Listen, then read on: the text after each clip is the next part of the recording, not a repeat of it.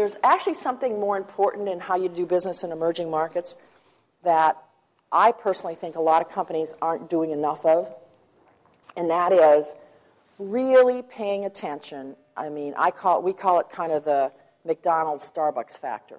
We literally have a pricing index. I mean, if somebody, what do you pay for a Starbucks in this country? What do you pay for McDonald's in this country? And why is it that you would pay the same for AutoCAD in that country? I mean, I was in Chile a couple months ago, and the Minister of Education said, Ms. Bartz, if our average worker only makes X amount, how can they pay 3X to buy your product? Well, they can't. So what are they going to do? They're going to steal it, or they're going to do it by hand. And it's usually the first. About 8 products are stolen for every one bought from us. So that gives you an idea of how deep the piracy is. So we'd be a 10 billion plus company if we could monetize all the products that have been stolen. So you have to pay attention. What are the wages in this country? What's the living pattern in this country? You got to price accordingly, and you got to package accordingly. And I know a lot of multinational companies get very nervous about that concept because they think, well, then this country's going to feel cheated. Why do they pay $6,000 and these people pay $600? Well, you don't get over it.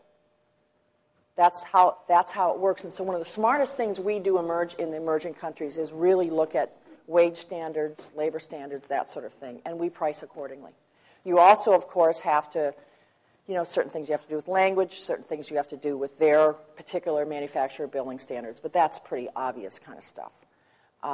The other thing we do very, very importantly is we don't send expats into these countries. We hire locally.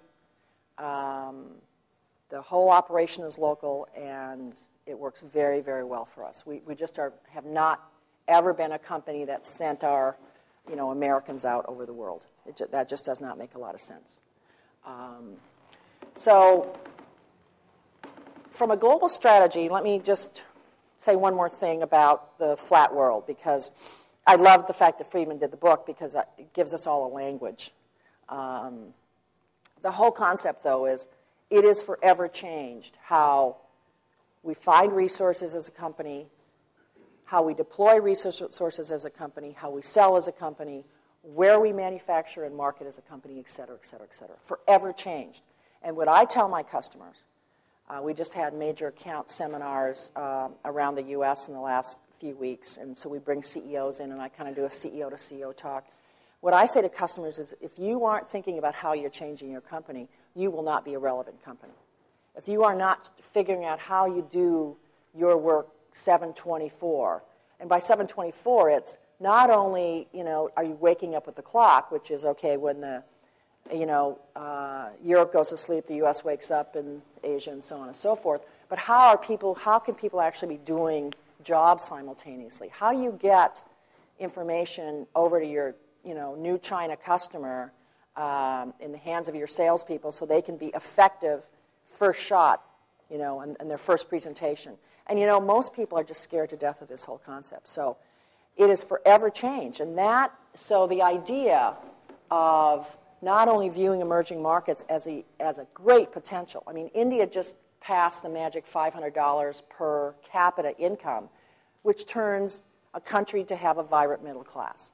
That's huge. That's a huge deal. They're going to buy things like shampoo. Why is that important to us? Guess what?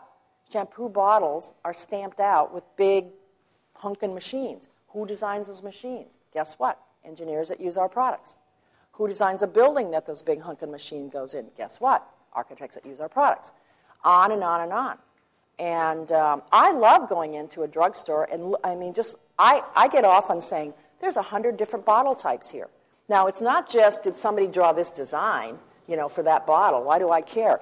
That's a different mold. That's a different machine. Really. So, not only the consumer power, but how we're going to actually operate in this global economy is just such a kick to learn about.